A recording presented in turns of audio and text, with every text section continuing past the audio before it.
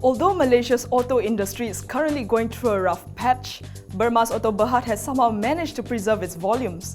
We asked Executive Director Datuk Francis Lee Chuan how Bermaz will navigate the post-G14 landscape and its current expansion plans. It's been a fairly tough year for automakers, but Bermaz Auto managed to protect its earnings. We have seen past financial results. So what is the outlook for Bermaz Auto going forward? We have been lucky in the sense that we launched our all-new CX-5 in late October last year.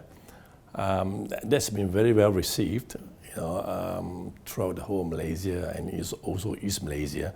So that helped cushion the weakness in the total industry volume of the motor industry in Malaysia. Of course, with the new government coming in after the May election, with the zero GST, it really helped, it gave a tremendous boost to the car industry as a whole.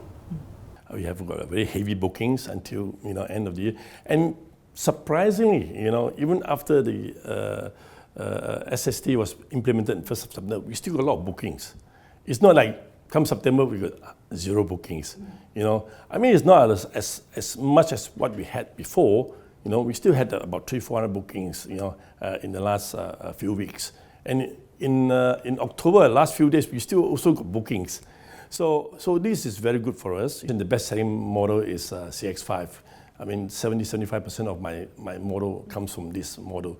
But the next best one will be a new, the so-called upgraded version of facelifted CX-3.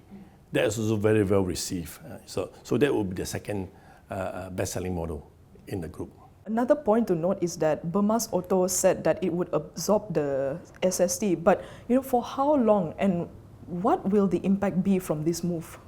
Fortunately for us, the SST that was calculated based on the new calculation, those players doing CKD project in Malaysia will be the beneficiary of this new calculation.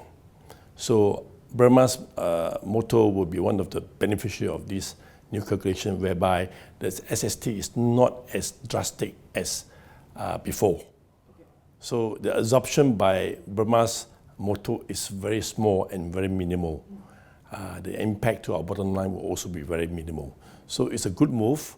What we did was we planned our sales forward. Okay. So we got all the bookings prior to 1st of September. So it's a great move. So we are booked out until probably end of the year. So with recent events in Malaysia, such as the general election and the return of the SST, what is your view of Mazda consumers' purchasing habit right now? Our customer base is from the mid to higher income level. So their habits are different from those from the mid to lower level income level. As long as we continue to provide fantastic service, and as long as Mazda Japan to give us the best in the class in terms of performance, in terms of design, in terms of new technological advancement in their products, my Mazda customers will stay with us for the long term. We would like to upgrade all our facilities, in near future, so that to reflect the premium image of the Mazda brand in the Malaysian market. Currently, we have about 85 outlets, but some, like I said, is 3S centers, some are 2S, some are 1S. So with this kind of upgrade, what kind of investments are we going to see? Averagely, it will cost about 2 to 3 million per outlet, just on the upgrade, the image, and the after-sales service center. You have to invest in after-sales service centers. So we are actually doing it ourselves, So we are opening more and more of our own outlets, every maybe 1 or 2 a year as a minimum. We saw the latest financial results for the first quarter of financial year 2019, and we noticed that the performance of Bermaz Auto Philippines was affected, after the tax reform for acceleration and inclusion was implemented. So this resulted in lower sales volume due to higher excise duties. So what is Bermaz Auto's strategy to mitigate this? There's actually a double whammy in that country. First, we have this, what we call increase in excise tax, right? And then the peso weakened quite considerably. However, we believe that in the longer term, the Philippine market will be good for us because, with 105 million people in the country, and with the president, Mr. Duterte, doing a lot of infrastructure projects there, creating a lot of jobs. So we don't mind,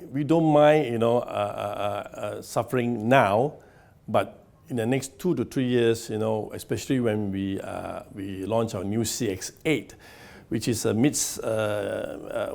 it's a mid-price 7-seater SUV, which is a very big market segment in the Philippine market. And it will be very good for us if we can capture a big slice of that market segment. Are there any updates on the planned listing of Bermaz Auto Philippines? We want to extract as much value as possible for Bermaz Auto Bhd Malaysia.